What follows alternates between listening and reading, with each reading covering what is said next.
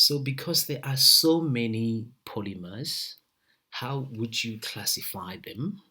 And this is important to you guys.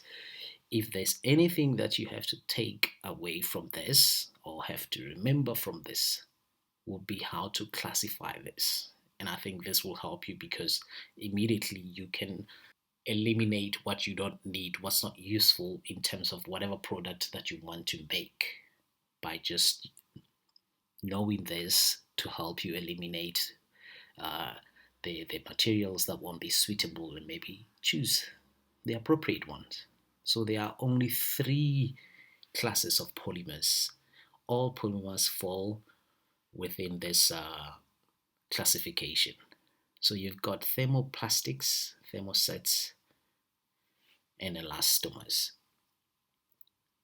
By definition, thermoplastics, thermo meaning heat, plastic, as we saw earlier, means the state of being soft.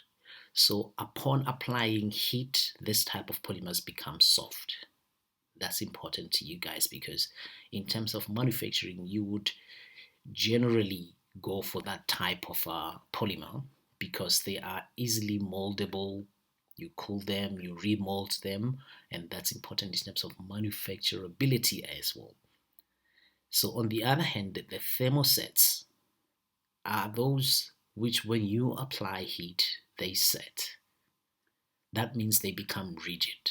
So to differentiate that to the thermoplastics, think of frying an egg. When you fry an egg, it sets and it doesn't go back. Thermoplastic, on the other hand, think of applying heat to wax. When you heat up the wax, it becomes soft. When you cool it, it becomes solid. That is thermoplastic. So why do they behave in this way? Thermoplastics behave that way because this one's because they are made up of chains that are not joined to each other. So just run a random arrangement of chains, like kind of like spaghetti. So when you apply heat, the chains slide past each other easily. That's why they are easily moldable. On the other hand, the thermosets behave the way they do because they have physical connections between the chains. So when you apply heat, the chains don't slide past each other easily. That's why they are a bit rigid or hard and they can tolerate heat. But only to a certain point because continuing after you make them, continuing to apply heat, then you break up those bonds that join the chains. That's why if you continue to heat a thermoset, it doesn't become soft. You're destroying it eventually if you continue to apply heat. As opposed to thermoplastics, you can continue to apply it. When you cool it, it will still be a thermoplastic. On the other hand, elastomers. Maybe it's better to compare these thermosets because both of them have crosslinks. But what is different between the two is that the elastomers, the crosslinking is light, while in thermosets they have heavy or high concentration of crosslinks. So this light crosslinking in elastomers is what gives the elastomers the elasticity without applying heat, because the other two have the word thermal indicating when you apply heat they behave the way they do. This one, without applying heat, if you stress them, if you pull them, they can stretch and go back to the original shape because of this light crossing. Cool.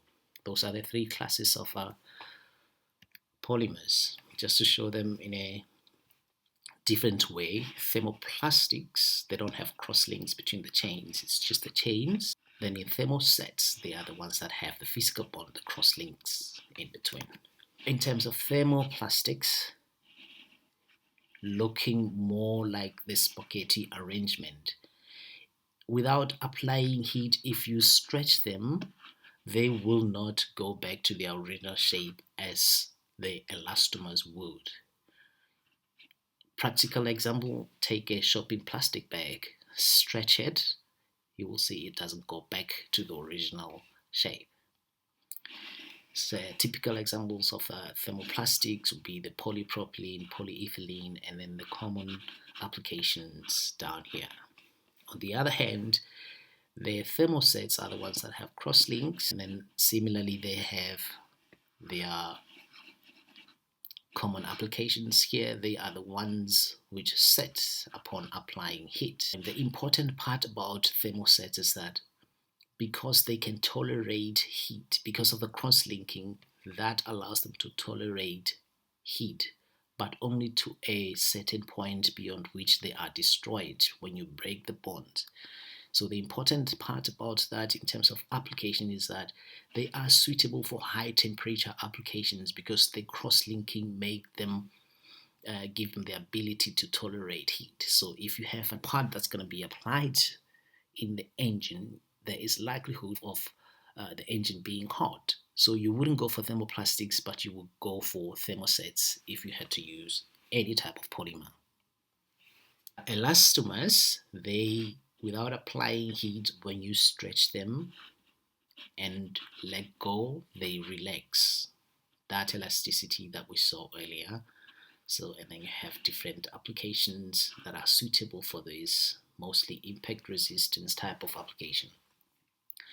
So you can control the amount of elasticity of elastomers by adding sulfur. So a car tire has about 5% sulfur compared to a car battery that has 40% sulfur. The rigidity is different.